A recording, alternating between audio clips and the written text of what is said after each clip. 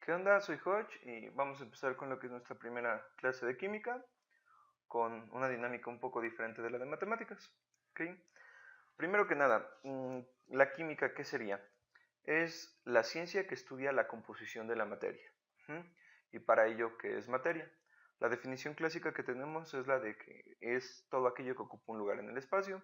Sin embargo, me es más cómoda la de todo aquello que tenga masa y volumen. Es decir, que si contamos con algún objeto o partícula que tenga masa y volumen, en automático entra dentro de la categoría de materia. Esto se va a dividir en dos grandes categorías, mezclas y sustancias. ¿Qué tienen las mezclas? Que si nosotros las sometemos a un proceso físico, podemos separarla y entonces formar lo que son, lo que son las sustancias. ¿Qué sería un medio físico? Tipos como centrifugación, como utilizar un imán para atraer objetos de metal y separarlos de algunos otros, básicamente aquellos en los que no perturbemos la composición de los objetos que tenemos. Ahora, tanto las mezclas como las sustancias se pueden separar en dos grandes grupos. Las mezclas se separan en homogéneas y heterogéneas. La diferencia entre cada una simplemente es que sean visibles a simple vista. Es decir, si nosotros en las homogéneas tomamos un vaso de agua y depositamos un poco de sal, la sal en automático se va a empezar a disolver. Por lo tanto, vamos a tener un vaso de agua con sal, pero no la percibimos. Por lo tanto, eso sería homogéneo. ¿Qué ocurre con la heterogénea? Que si preparamos agua de chía, lo que va a ocurrir es que podemos distinguir el agua de los granitos de chía. Y entonces eso sería una mezcla heterogénea. Ahora, las sustancias se pueden separar en otros dos grupos, como ya lo mencioné. El primero de ellos serían los compuestos, y el ejemplo clásico que tenemos es el del agua, H2O, que serían dos partículas de hidrógeno y una partícula de oxígeno, o partícula o átomo. Y el otro grupo que obtenemos podría ser el de los elementos. Si nosotros sometemos un compuesto a algún proceso químico, podemos separarlo y obtener los elementos que conforman el compuesto. En el caso del agua se puede hacer con una celda eléctrica y tras someterlo a una carga, los átomos se van a separar, de manera que de tener la fórmula H2O pasaríamos a tener dos átomos de hidrógeno y uno de oxígeno, cada uno con sus respectivos electrones. Ahora, estados de la materia se dividen en tres: sólidos, líquidos y gases. La diferencia que tenemos entre ellos es la organización. En el sólido se encuentran organizados a distancias muy pequeñas, por lo tanto no tienen tanto libertad de movimiento y el objeto no puede ser comprimido. El líquido lo que tiene es que se encuentran a una distancia un poco mayor, sin embargo, y por lo tanto, perdón, se pueden adaptar al recipiente que lo esté conteniendo.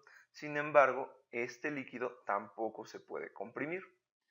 Por último, tenemos a los gases, que la distancia entre los átomos es mucho más grande, o entre las moléculas es mucho más grande, y por lo tanto también se pueden adaptar al recipiente que lo contenga, y además de esto puede ser comprimido. Tenemos aquí dos puntos importantes: punto de fusión y punto de ebullición. El punto de fusión es la temperatura a la que un sólido pasa a estado líquido. El punto de ebullición es la temperatura a la que un líquido se transforma en gas. Las temperaturas que vemos aquí, el 0 grados centígrados y el 100 grados centígrados, son el punto de fusión y de ebullición respectivamente del agua, que es nuestro solvente universal. Es decir, que a 0 grados centígrados el agua deja de ser hielo y se transforma en líquido. Y a 100 grados centígrados el agua deja de ser líquido y se transforma en gas.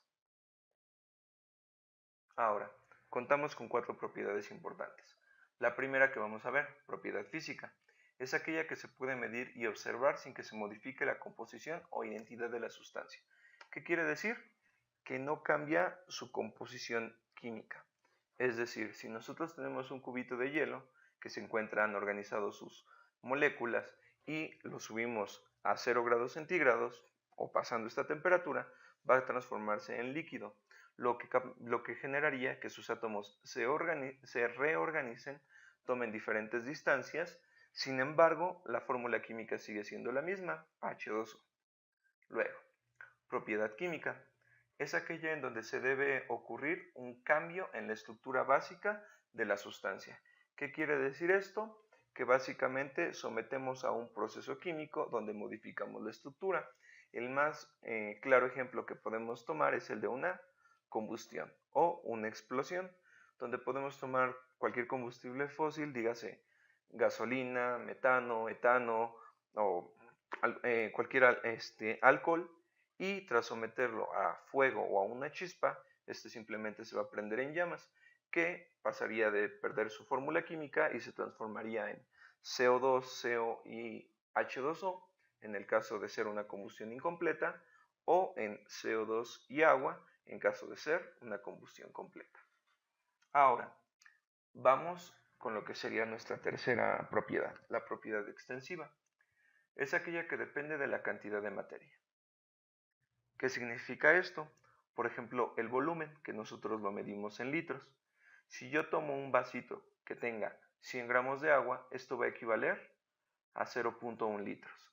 Si tomamos un vaso o una botella que contenga 1000 gramos de agua, esto equivaldría a 1 litro. ¿Qué significa esto? Que el volumen varía dependiendo de la masa de la sustancia o del objeto que nosotros tengamos. Por lo tanto, sería una propiedad extensiva. La siguiente o su contraria, la propiedad intensiva, es aquella que no depende de la cantidad de la materia. Y el más claro ejemplo que tenemos es el de la densidad. Suponiendo que nosotros tuviéramos una pequeña hoja de papel, vemos sus átomos. Si yo tomara toda esta hoja de papel y supusiéramos que es del mismo tamaño que esta hoja de metal, podemos ver que sus átomos se encuentran a mayores distancias, a pesar de que se encuentran organizados y de que es un sólido, tiene menos cantidad de átomos en el mismo espacio, que eso es básicamente la fórmula de nuestra densidad. Masa sobre volumen, es decir, cuánta materia tengo en un espacio determinado. Aquí contamos con X cantidad de bolitas, sin embargo, en nuestra hoja de papel. Sin embargo, en lo que es nuestra hoja de metal, podemos ver claramente que hay una mayor cantidad de átomos, es decir, una mayor cantidad de materia que en la hoja de papel, pese a que son del mismo tamaño. Por lo tanto, esta de aquí sería muchísimo más densa, y si yo tomara una pequeña sección, sería mucho más densa que tomar una sección del otro lado. Sin embargo, la densidad es homogénea. ¿Qué significa esto? Que tomando cualquier punto de la hoja va a tener la misma densidad, independientemente de si tomo 1 kilo de acero o si tomo solo 100 gramos. Ahora, vamos a las escalas de temperaturas. Tenemos 3, que serían grados centígrados, Fahrenheit y Kelvin. Comenzamos con nuestra primera fórmula, que sería la de grados centígrados con grados Fahrenheit. ¿Qué pasa si a mí me piden que convierta X cantidad de grados Fahrenheit a grados centígrados? Tomamos esta fórmula, vamos a poner un ejemplo. Supongamos que me piden transformar 41 grados Fahrenheit a grados centígrados. Lo único que hacemos es que en este apartado ponemos el 41 grados Fahrenheit y por la fórmula le restamos 32. 41 menos 32 nos daría 9. 9 por 5 me daría 45. 45 entre 9 sería igual a 5. Lo que significa que 41 grados Fahrenheit equivalen a 5 grados centígrados. La siguiente fórmula que tendríamos, que sería la contraria, resultaría de despejar esta primera fórmula. Transformar grados centígrados a grados Fahrenheit. Supongamos que en este caso me dicen que transforme 45 grados centígrados a grados Fahrenheit. Sustituimos en esta sección donde dice X grados centígrados por 45. Realizamos la operación. 45 entre 5 me daría 9. 9 por 9, 81. 81 más 32 me daría 113. Y entonces nosotros con esto sabemos que 45 grados centígrados equivalen a 113 grados Fahrenheit. Y por último, nuestra última escala de temperatura, que sería la de grados Kelvin.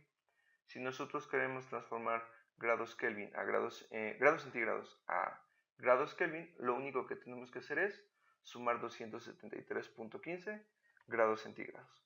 De manera que el ejercicio que podríamos hacer, el cero absoluto, el 0 de grados centígrados. Si yo transformo 0 de grados centígrados a grados Kelvin, solo sería sustituir 0 aquí. Entonces 0 más 273.15 me daría 273.15 grados centígrados. Noten que esta parte que está multiplicando es simplemente para que se eliminen los Fahrenheit con los Fahrenheit y queden unidades centígrados, mientras que aquí se eliminarían los centígrados y me quedaría la unidad de grados Kelvin, que aquí cometí un pequeño error. Bueno, espero que les haya servido esto y los espero para la próxima con nuestro siguiente video de química. Bueno, espero que les haya servido el video, les haya gustado. Si es así, denle like y suscríbanse y chequen nuestras otras áreas. Estamos trabajando en lo que son clases teóricas de matemáticas para todo preparatorio, nivel preparatoria para abajo. Lo que viene a ser para superior va a incluir ecuaciones diferenciales, álgebra lineal, cálculo vectorial y después de eso vamos a estar incluyendo videos de lo que son física, química, electrónica y programación. Eso es por el lado de las clases teóricas. Si no es tanto de su interés volver a aprender una materia o practicar una materia, tenemos la sección de tutoriales cortos, donde vamos a estar incluyendo más que nada programación y electrónica, desde dudas en MATLAB o cómo hacer algún programa, conexiones con Arduino, algunas utilidades que llegan a tener, circuitos en general. Y vamos a hacer una sección que es la de proyectos, donde pueden ver cómo juntar todos esos tutoriales cortos para hacer un proyecto un poco más grande. Electroestimuladores, ejes, EMGs, circuitos en general que ya requieren un poco más de trabajo o que pueden utilizar de manera remota incluso con el teléfono. Y nuestra última sección, que es la experimental, en la que planeamos incluir los proyectos que en general nosotros queramos hacer o que nos recomienden que hagamos en los comentarios, y vamos a ir tratando de incluir, en esa sección estamos trabajando, que sería la de divulgación científica, donde vamos a subir artículos que vayamos leyendo con respecto a lo que son inteligencia artificial, neurociencias, biología en general o todos los temas de área 1 y área 2, y explicando básicamente qué consiste esa investigación. Dependiendo de cómo lo reciban, pues será cómo iremos trabajando con ello. Así que pues dense una vuelta en las demás secciones por si son de su interés. ¿Va?